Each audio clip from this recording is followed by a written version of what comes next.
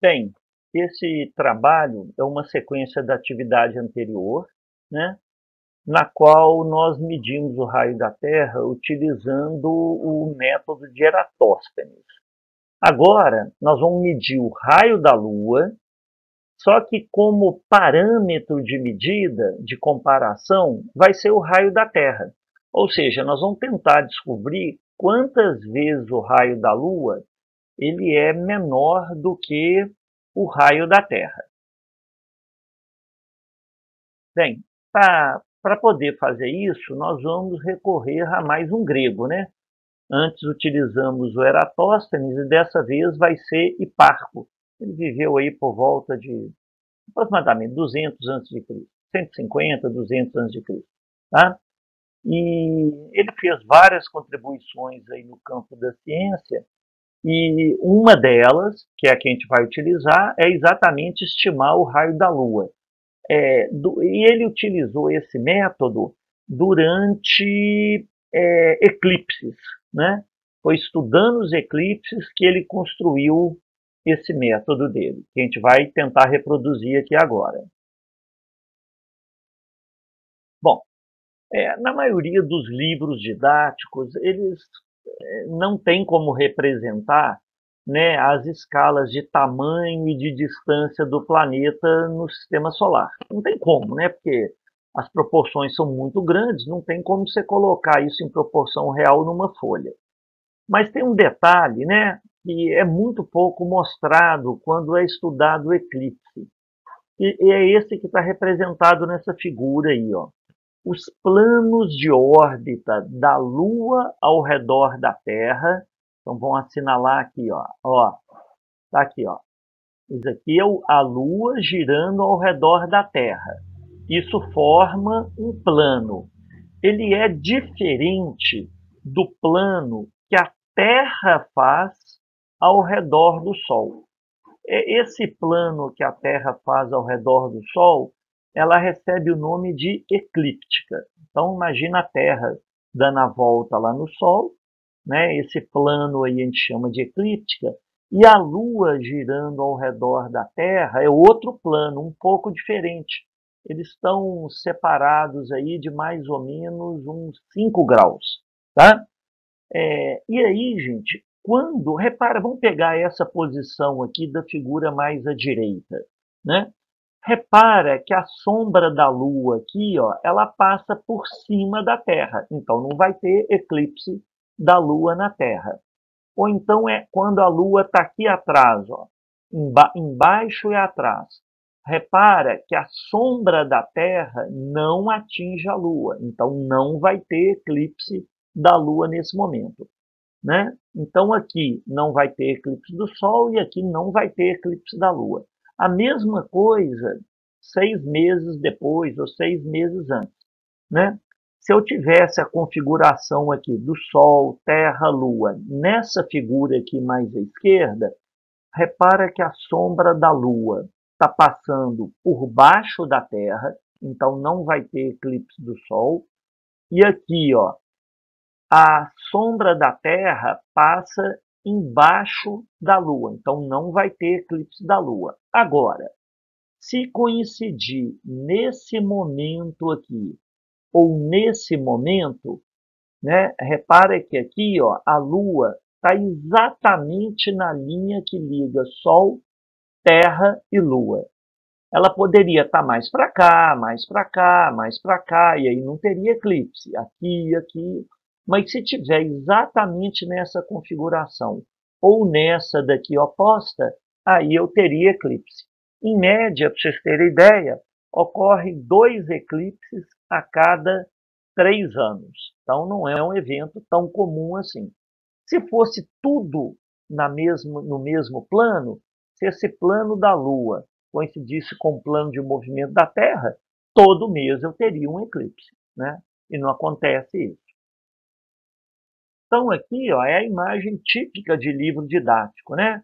O Sol está totalmente fora de proporção de tamanho da Terra e da Lua, as distâncias também estão incorretas, mas é só para a gente ter uma ideia, né? E aí entra uma questão importante, ó.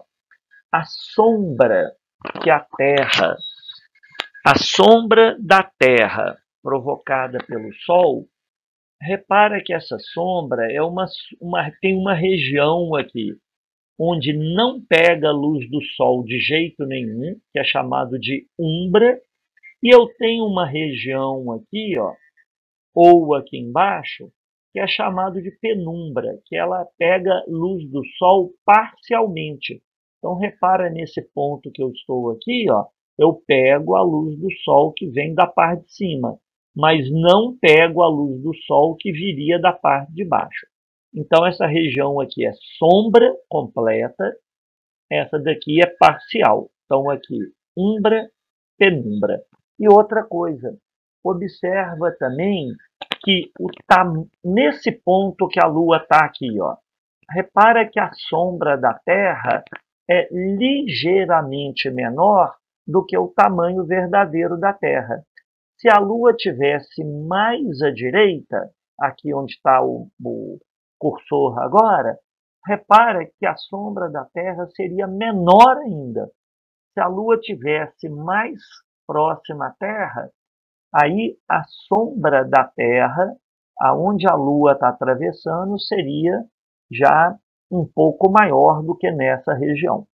Tá certo? Então, repetindo, se a Lua cruzasse a sombra da Terra aqui, ó, né, ela passaria por uma região de umbra menor do que aqui, ó. E isso daí vai ser importante no cálculo que a gente vai ver. Então, aqui, ó, o que Eratóstenes, desculpa, Eratóstenes não, o que o Hiparco observou, né, isso aí durante esses dados de eclipse são compilados, mesmo na época de Hiparco, já há centenas de anos isso era compilado, né? E eles sabiam, os gregos sabiam, babilônios, sumérios lá, e outras civilizações, né, que assim, a sombra que a Lua, vamos supor que a Lua a Lua tivesse aqui e a Terra aqui. E a sombra que a Lua projeta na Terra é muito pequena comparado com o tamanho da Lua. Por quê? Tem aquele afunilamento que eu já tinha mostrado para vocês na sombra da Terra anteriormente. Assim como a sombra da Terra afunila, a sombra da Lua também afunila. E ela chega aqui na Terra muito pequena. Só para vocês terem uma ideia, aqui, ó, isso daqui é uma foto do espaço da sombra projetada da Lua sobre a Terra durante um eclipse do Sol, né? Esse diâmetro aí, para vocês terem ideia, é de 20 a 30 quilômetros só de extensão. Então, comparado com, né, o suposto tamanho da Lua, é uma distância, é um tamanho muito pequeno. Então, o Hiparco, né, percebeu isso, que a Lua perde praticamente toda a sombra dela nessa distância, que é a distância da Terra-Lua. Se a Lua tivesse mais próxima da Terra, a sombra seria mais larga, né? E se ela tivesse mais afastada, aí eu teria uma outra situação que eu não quero discutir agora, não. Não vou fugir muito do nosso tema. Bom, então aqui, gente, veja bem, é uma simulação que nós vamos fazer. Vamos supor que eu estivesse no Sol, estou vendo aqui a Terra, a Lua gira, né, ao redor da Terra, gira ao redor da Terra. E aí, eu, do espaço, vendo aqui né, na direção do Sol, como se eu estivesse no Sol, vendo a Lua e a Terra, eu vou marcar o tempo aonde a Lua entra na sombra da Terra.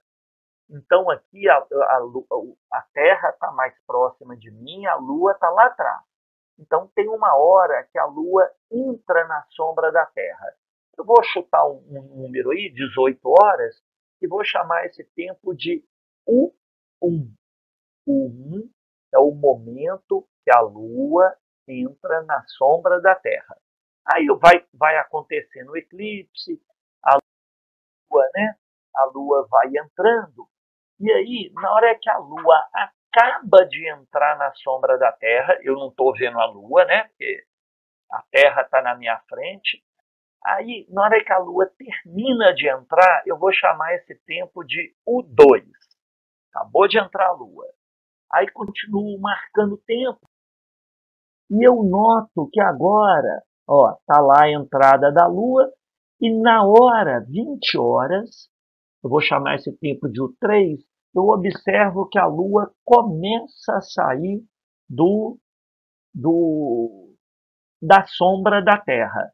Então eu tenho aqui, ó, 3 tempos. O 1, que é a entrada, o 2, que é o final da entrada, e o 3, que é na hora que a Lua começa a sair.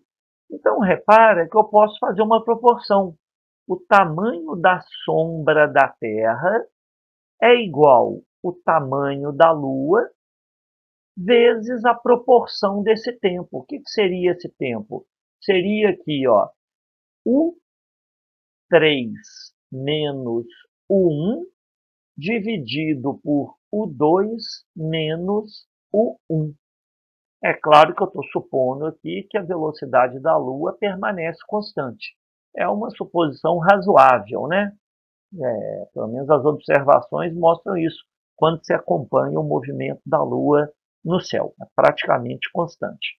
Então eu posso usar o tempo como uma proposta para medir tamanhos, ok? Repara que se a largura da sombra da Terra fosse 3 vezes maior, essa proporção aqui, ó, também daria 3 vezes mais, né? Então tá lá, ó, a largura da sombra da Terra é o tamanho da Lua vezes 2.